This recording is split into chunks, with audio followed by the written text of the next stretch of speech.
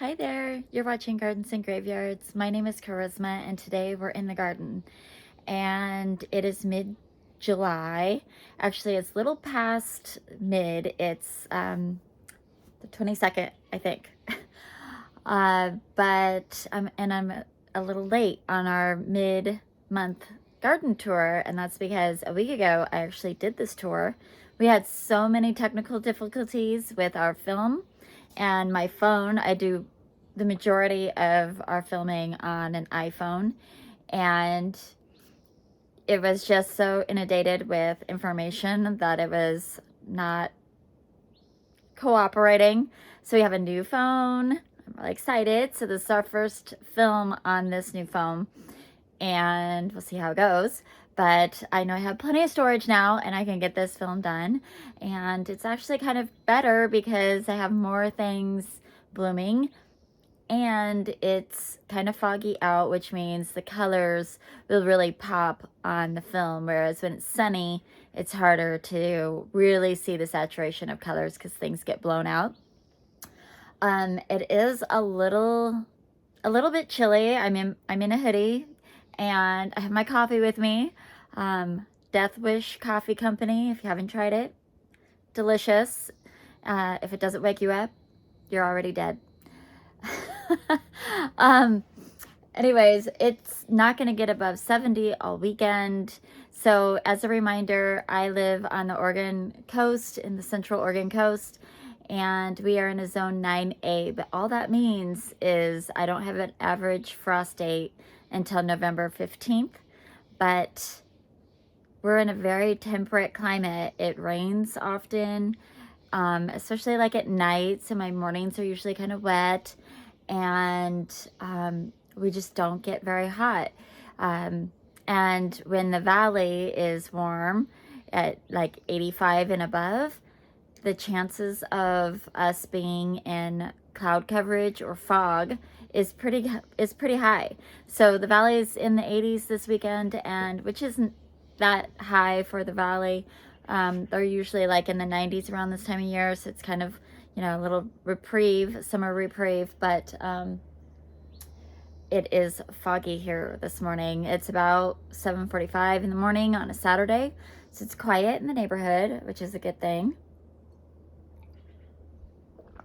And I think I'm sufficiently warm and wired, so let's go take a walk around the garden and see what is blooming. So we're going to start at the same end that we typically start at. I like to start at the north end of the property just because it flows like in a good counterclock circle around the garden, so you could really see everything that's going on. So we start at our driveway, which I'm right at the entry to the driveway, and the garden is all behind me. And then we'll go all the way around the house and basically end up at the garage. So I'm going to turn this around and we'll get started. Okay, so I really like to just concentrate on things that are already blooming. It is the middle of July 2022. Our jasmine is just getting its little buds, not blooming yet. And our rose campium has been in bloom for several weeks. I planted this cornflower or bachelor's button next to it. I've already, looks like somebody tried to land on it, broke it. I've already cut it back once. I really love this combination together. I mean, it's just a gorgeous wildflower combination look. In the Privet Grove, we have the Lemony lace elderberry, and we recently cut back these privets. I can link the film below, but it was just a really quick film. I didn't cut it back severely because there were still blossoms, which I'm not actually seeing any blossoms. Oh, there's one here. The remnants of a blossom here that will form berries that the birds like to eat in the winter. So I like to have some available for the birds. This fall, though, the canopy of these privets are going to be cut almost in half. So that will be a fun project. Anyhow, in Privet Grove, we have a Hosta looking okay. Maybe a little bit too much sun. We moved a bench that was right here that did provide a little bit of shade. So we'll see how she goes. The Pearly Everlasting is starting to bloom its head off and look fantastic. We've got a Hosta back here. This one's getting nice and big. Beautiful hostas. Really great hosta year this year. So 1, 2, 3, 4, 5, and 6 hostas in this area. Then we have the Bridal Wreath is blooming here. These plants, really beautiful, really sweet blossoms. Let's see. Let's get a good look at them. Look at those. Aren't those just gorgeous? But what's interesting is they're supposed to grow like in a circle and create a wreath, but they're not doing that. And they never have. They have just kept growing taller and taller and taller.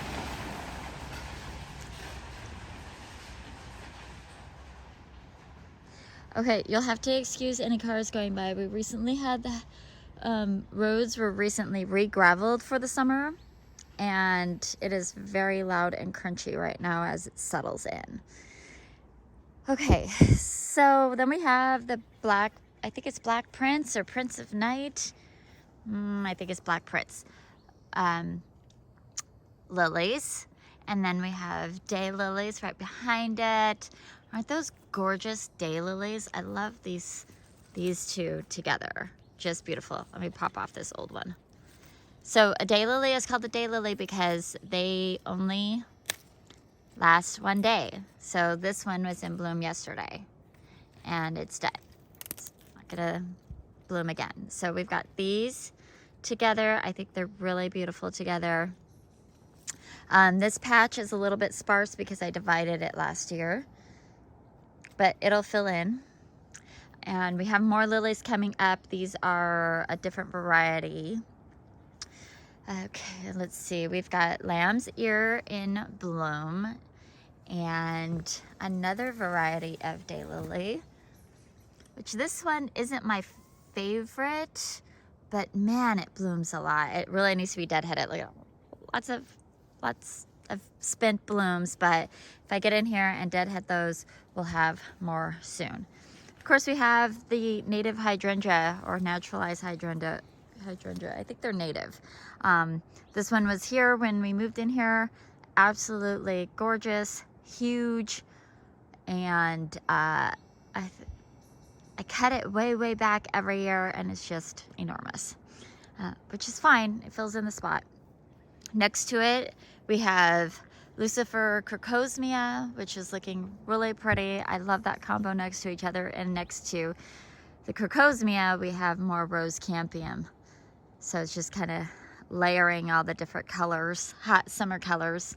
Gonna pan back over here just to show you this side of the garden isn't really showing off right now. We do have a Gum Supertunia that has been eaten so many times this year. It's just crazy that it's even blooming. I'm shocked. The roses all had roses on them on our last tour a week ago, but they're all done right now. They've got buds on them, but they're not open. And then we have Catmint back here, which was looking in its prime, and now it's time to cut it back. This is the species Catmint, and you can see how it's just kind of splayed out. I really enjoyed how these blossoms look with the roses, but I don't love the structure of this Catmint. So I think I'm going to pull it out and put something in that has a little better structure.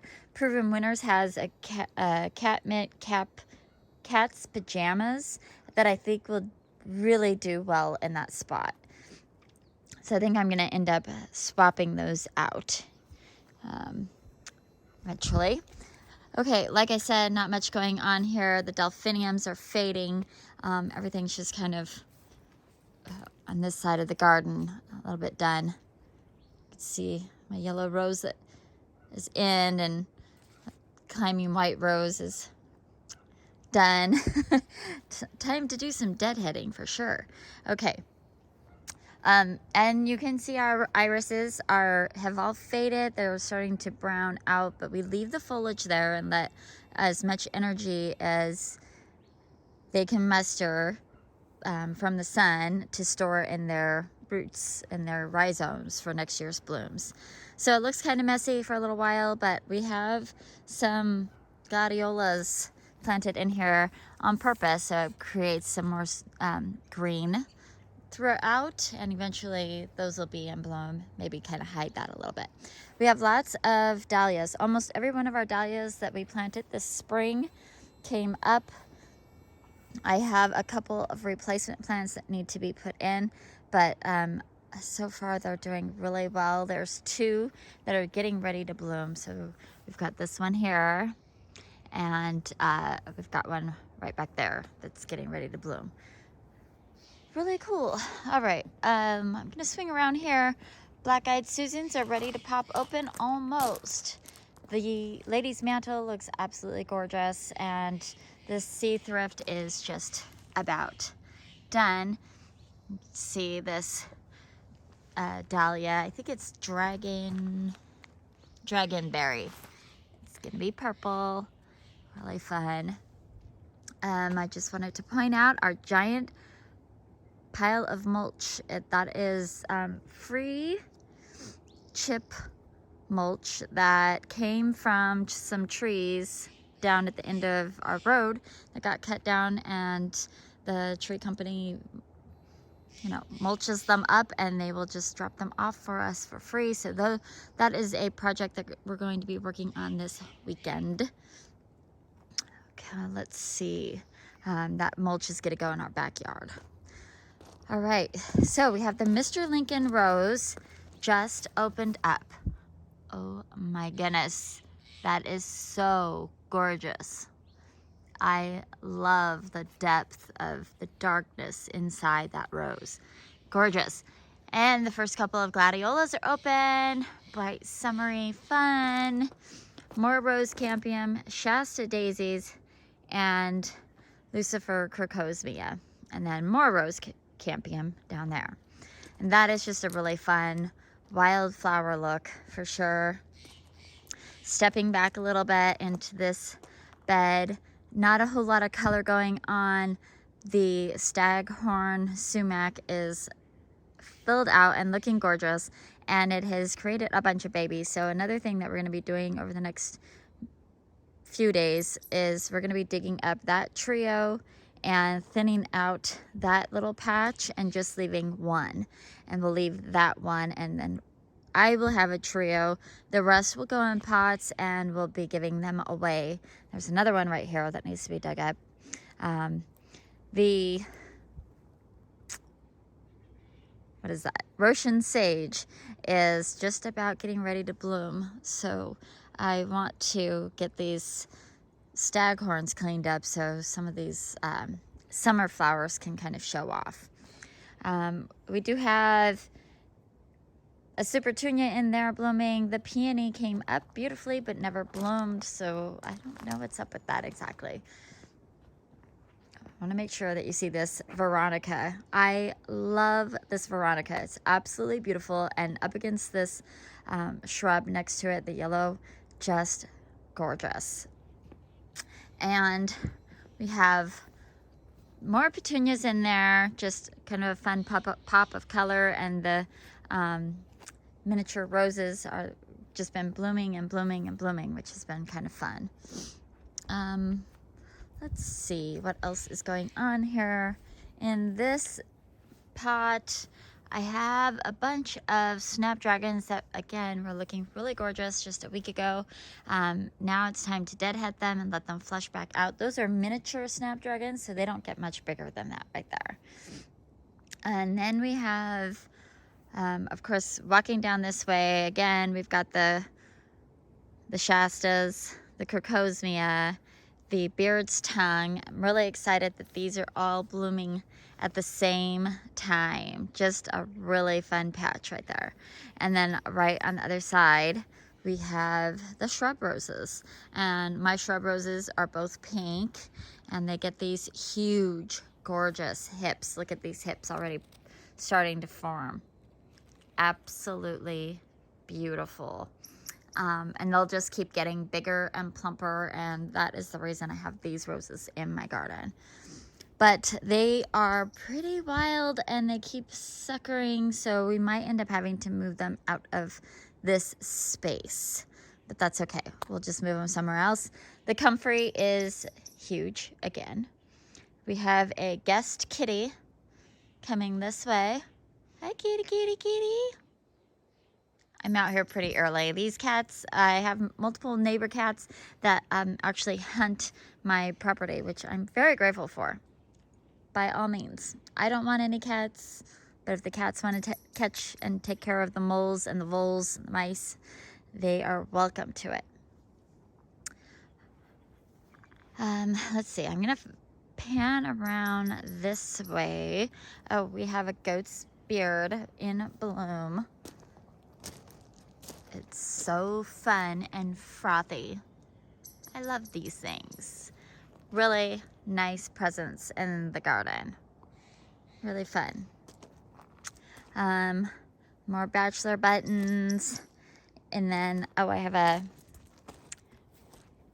carnation down here. It's kind of getting swallowed by weeds. So I'll have to come in here and take care of that. Oh, I wanted to point out, the cardinal flower is starting to grow, but it's getting shaded by the comfrey, so I'm gonna have to pull that off of there a little bit. This is pineapple sage. It was, I mean, you cut this thing all the way down to the ground. It's 3 feet tall and looking beautiful, and it smells super good. I forgot to point it out on the other side, but we have 2 Rose of Sharon's, one here and one on the other end, and they have been struggling for a couple of years, so really excited to see how good they look this year. Really good coloring. It's a little bit chlorotic, but nothing like it has been in years past. I'm still not seeing any buds on it, so I still don't know if it's gonna bloom. Let's pop up here really quick, past the weed patches and up into the corner garden. More Krykosmia and purple grass. We have ponytail grasses and barberry and blue grasses down here. They're looking pretty good. The yuccas are looking okay right there. Variegated yucca. I've got lots of blackberry in here. What didn't make it was my fairy wands. Not so much. Bummer. This is one of my favorite views of our home, just looking up the garden. I just love it. Ooh, I'm seeing so much bindweed. Yikes. Well, definitely time to do something about that. We also have lots of this fireweed. It's nearly impossible to keep up with. All right, before we get too far downstairs, I want to point out my baskets looking really pretty, starting to spill over. Can see them. I love them. There's 2 different kinds of Supertunias and Dusty Miller in all of the baskets. That basket right there got dropped on its head a week ago. But both flowers are blooming, just one got severely damaged. So we'll see if it bounces back. It was the Supertunia magenta that got absolutely crushed. All right, we've got a huge patch of lemon balm, which absolutely is beautiful, and it smells super good. So every time I walk by here, I just kind of do this and make the garden smell good for a minute. The foxglove is just about done. Same with our rhododendrons. They're done. You can see over here, they're done. but there's just a few last blooms hanging on, and I just wanted to share like the foxglove with the rhododendron is like a perfect match. I mean, just so beautiful. This rhododendron has this like, I mean, this is the end, but it has this fun pattern on it, which is really similar to the inside pattern of those. Oh, super fun. Okay, this is our mystery hosta, looking really great. The fire and ice hosta up there is staying really small, but is ready to bloom. So I guess she's happy enough. The medicine garden is just looking full and lush and beautiful, just filling in really, really nicely.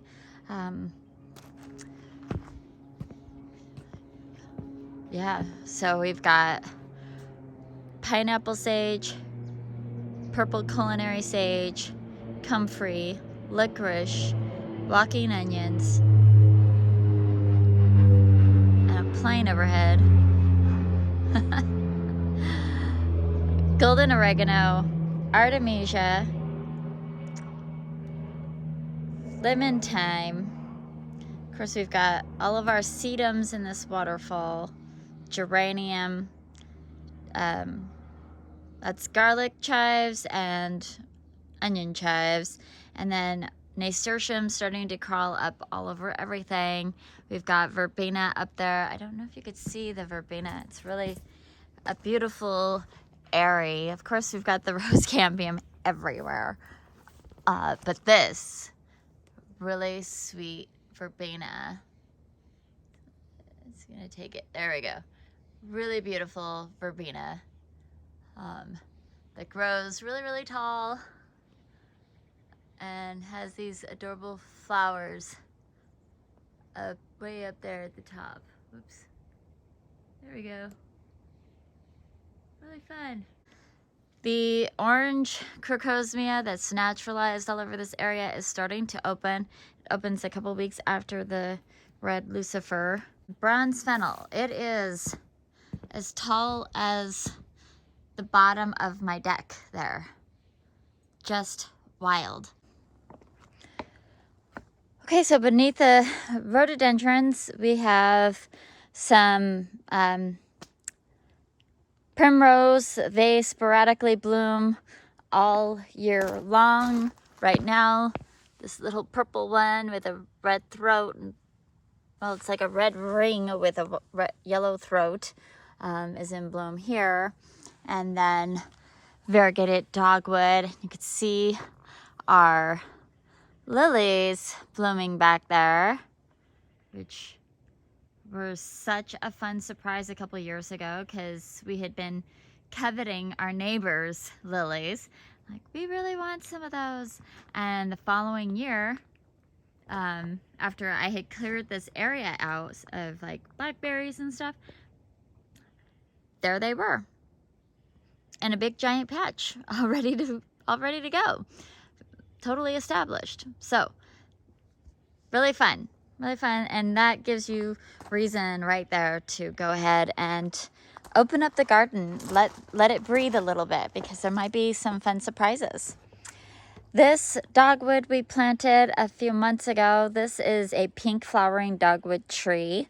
This was a gift from a very good friend's celebration of life. She lost her battle to breast cancer, and these trees were given out at her celebration. And I am absolutely thrilled that it's happy here. It has lots of new growth. Really fun that she's going to be happy in this space. And let's see, moving along, everything's just kind of green and doing its thing. The bear's breeches are coming into bloom. You can see they start opening up on the bottom here, and then they'll just continue opening. But to tell you the truth, I actually really love the formation of the calyx. It's just really pretty. And of course, the plant is gorgeous. It's huge and lovely. Then we have some Astilbe starting to do its thing. Really beautiful structure in the garden this time of year. And hostas are looking pretty good, pretty good. Lots of blooms, still struggling a little bit with slug. This is another flowering dogwood. This is a white flowering dogwood, variegated, obviously. It's got lungwort. The lungwort is looking really nice and full and flowering this year.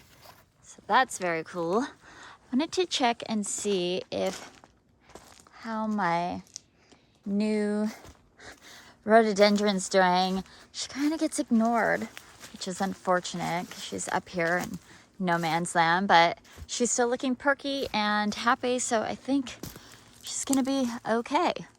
Looking good. Got some more dogwoods starting to bloom. This is the yellow twig dogwood, and we have another red twig variegated dogwood here, and then a yellow here.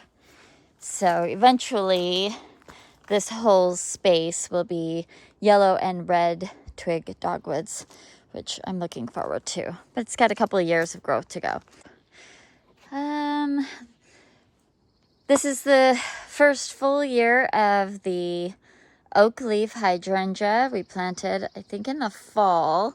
And it's got its first bloom stalk there, which is exciting to see. It's a panicle hydrangea. And the tough stuff, Proven Winners, tough stuff, mountain hydrangea is looking good. It's still holding a red bloom because we only planted it a few months ago. It will eventually turn blue. As a matter of fact, I'm already seeing a little indication of blue there. See, it's turning from pink to a purpley color there, and I could just tell it's gonna go blue already. Our soil is very acidic and very sandy, so it's just how it is. And then we have another Astilbe here, so that one's white. It's a little bit further along than the burgundy one that I showed you down there. What was I gonna show you? Oh, I did want to point out real quick, backtrack just for a second, of the Proven Winners winterberry that we planted that has the yellow or the red berries, full of these tiny, cute, adorable flowers that will turn in to their red berry. So I'm absolutely thrilled because that means this year we're going to have an amazing show in the winter time. Okay, let's move on. I will show off this Gunnera from our normal standpoint, which is over here at this entryway, this walkway here. I'm just gonna get turned around slowly. Ooh, don't want to make you too dizzy. So I don't think these have gotten that much taller than they were in June, but they're huge, and I will attempt to show you. I'm hearing critters down below. It's I never know if it's a bird or a giant cat. We have bobcats in this area, so in the morning I'm trying to be a little, aware of my surroundings. Anyhow, I'm gonna try to show you just how big this leaf is. I think I might have some footage saved somewhere else if I can't get it in this film, but I think we determined that leaf on this side is about 5 feet wide. So let me just show you what that kind of looks like.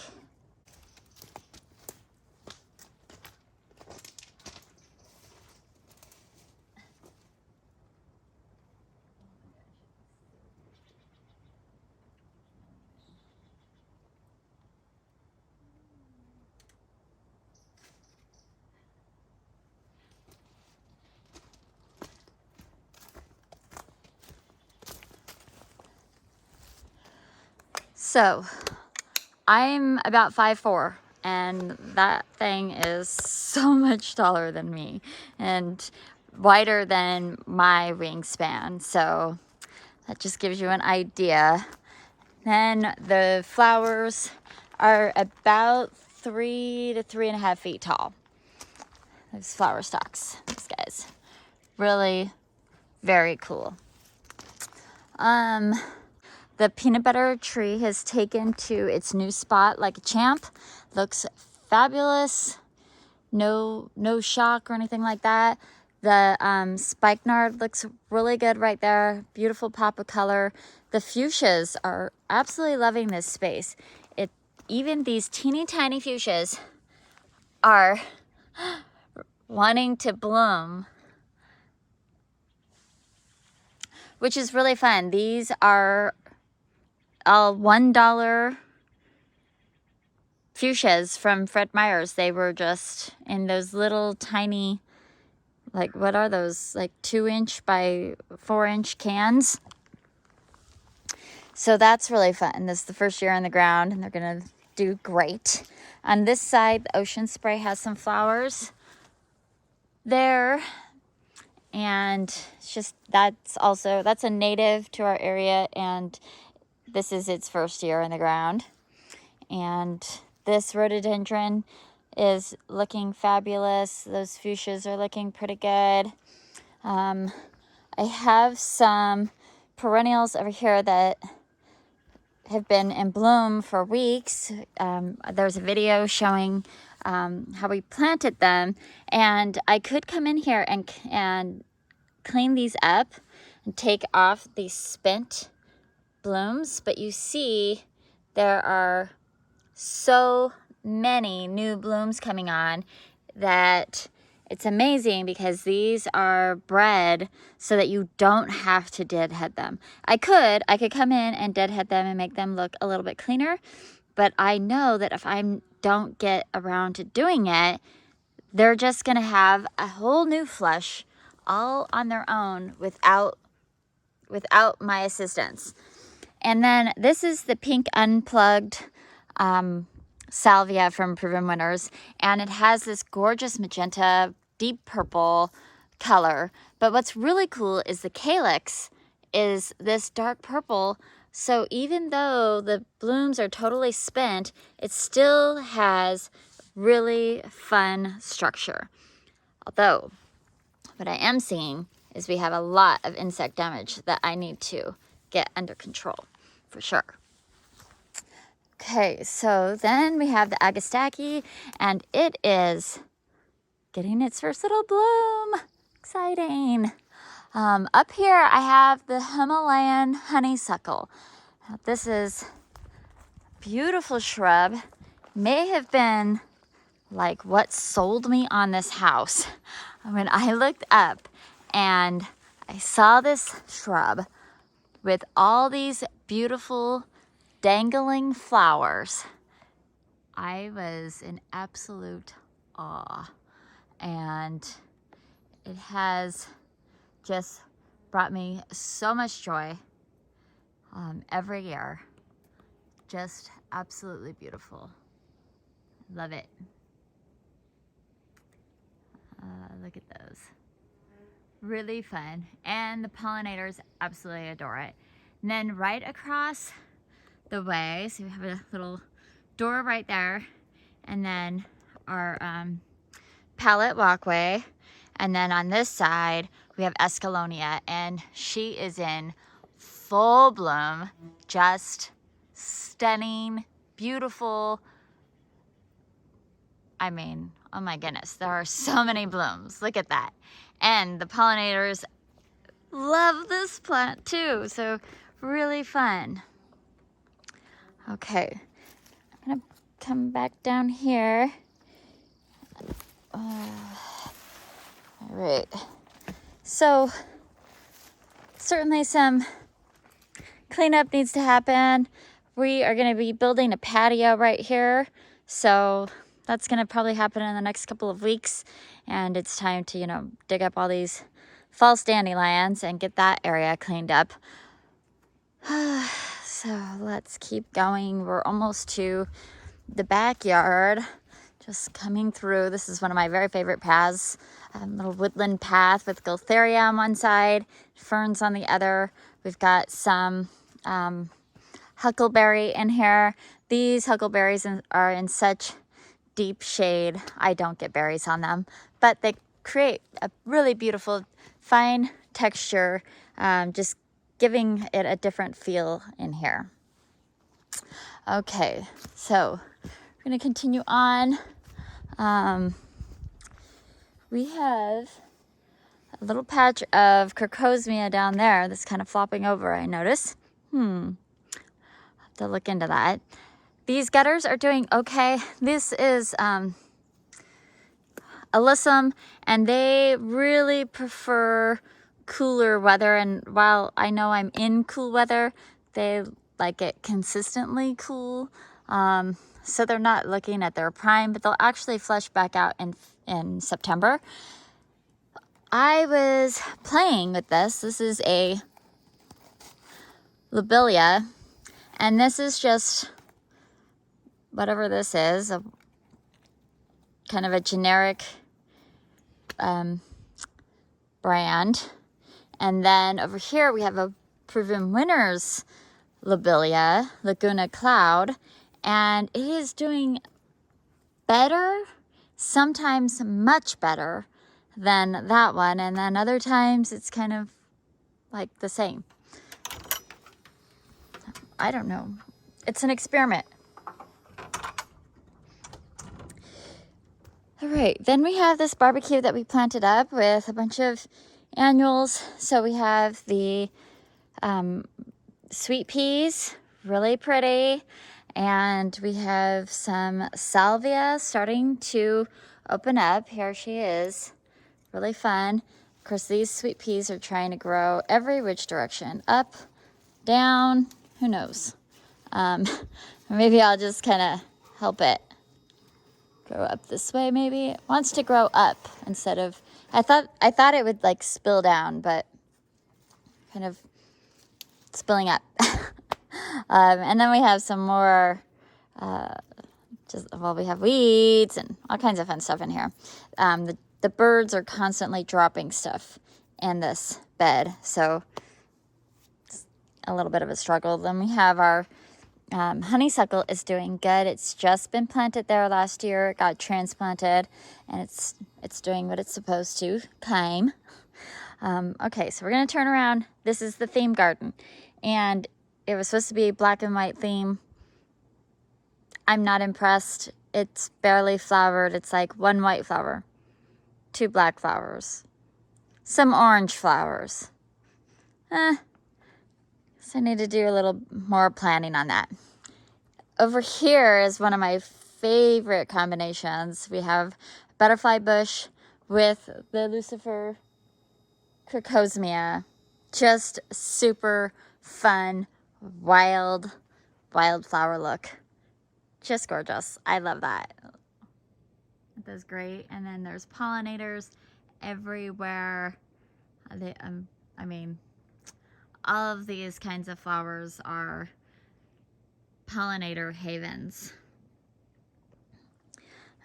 I'm gonna continue on down this pathway. Our raspberries have been putting on lots of berries. Morning snacks every morning. The strawberries are doing pretty good. These strawberries have been doing fabulous. You can see all the flowers on them and all the strawberries on them, and it's kind of in shade, so I'm very confused. I built the strawberry tower right there thinking after we built this bed I was shading these strawberries out too much, so I needed to get them up, but now these absolutely love it, so I don't know. Lots of dahlias in the raised bed, looking really good, and some seeds that I planted, and I don't remember what they are. Another bronze fennel, not quite as big as the one in the front yard, but still looking really good. Okay, in these raised beds, we have angel wing mix which I bought as seeds. I grew them from seed, and I was under the impression that they would make really fantastic cutting flowers. And I just, I don't know. I haven't tried it yet. They just seem very squirrely. Like, look at their growth habit is kind of, I don't know, seems kind of squirrely for a cut flower. Anyway, more sweet peas, beautiful. They smell good. And more sweet peas. They're starting to get some height on them, which is great. It'd be great if we could get them all the way up over this arbor, but I just don't know if I'm going to have enough heat to make it happen by end of summer. But they're really beautiful. I love this color. Really pretty. And then I've got some more of the angel wing mix. And we're going to swing into the theme garden.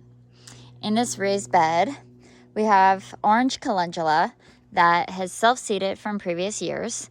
And it's time for me to get out here and harvest them. We also have yellow calendula, also self-seeded from previous years. This, I believe, is a kale plant that went to seed. One plant. If I pull this, it's all of this purple flower.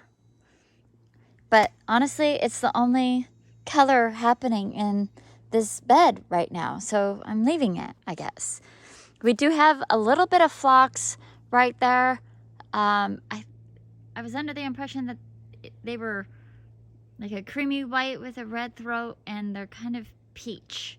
So I'm not super impressed with them for this application anyways.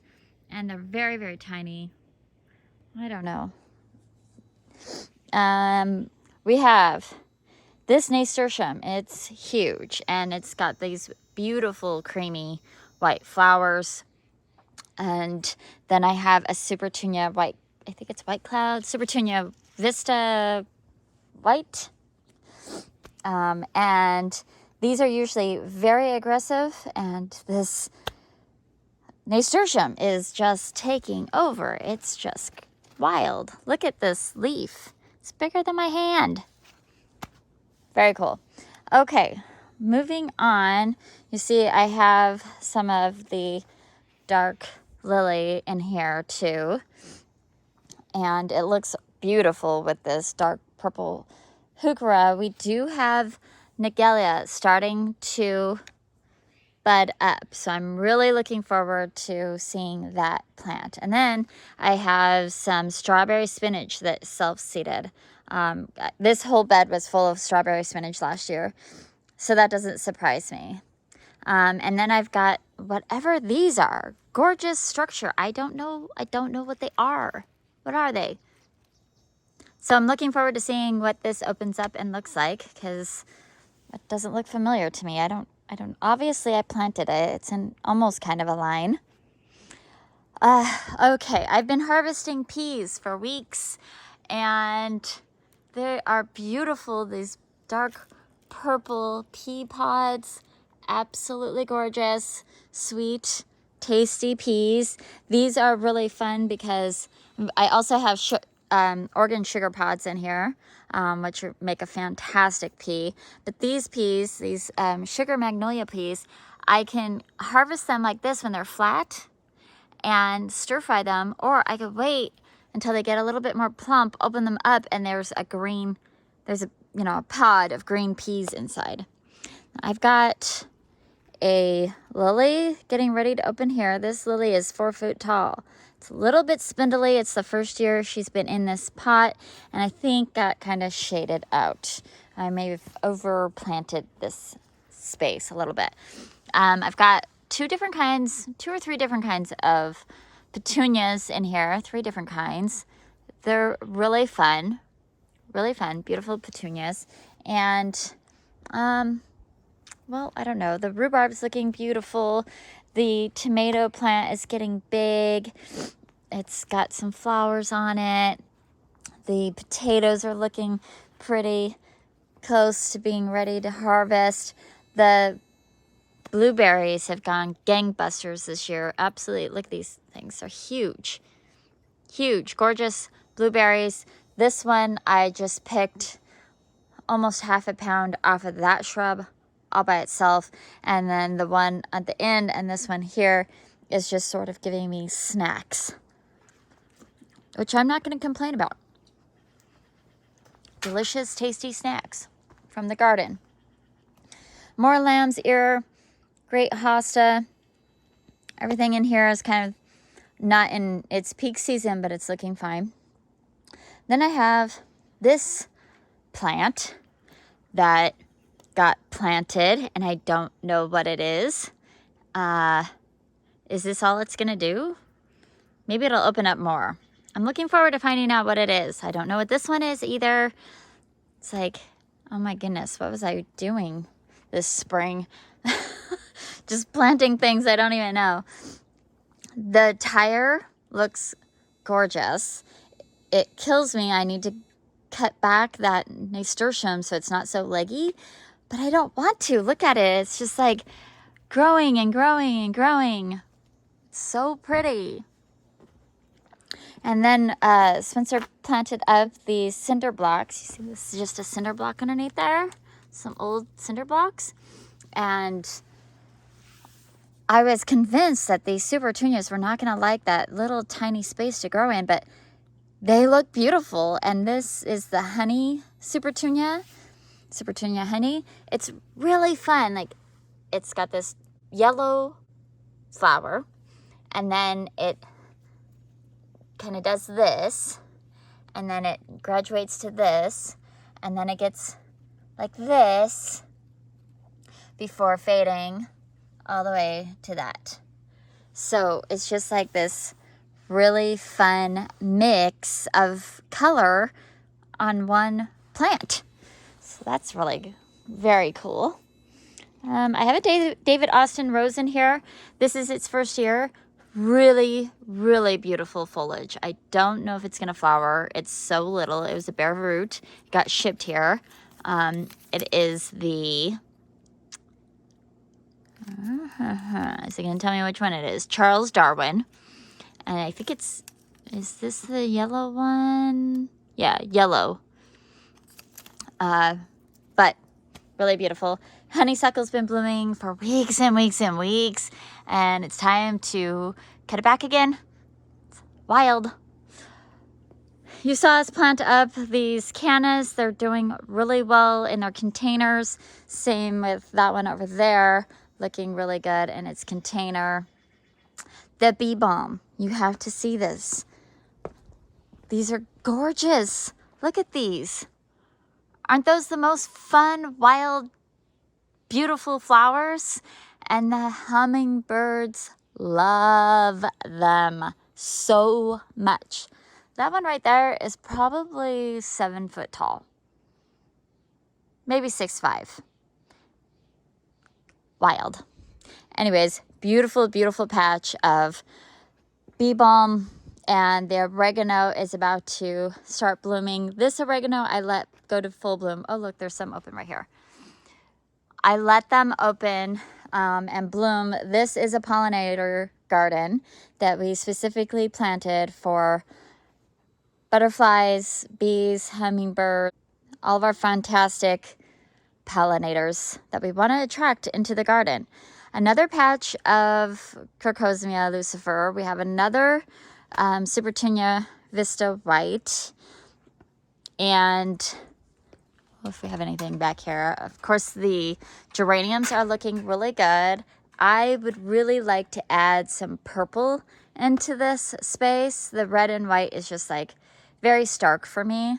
I want to add some deeper colors in there.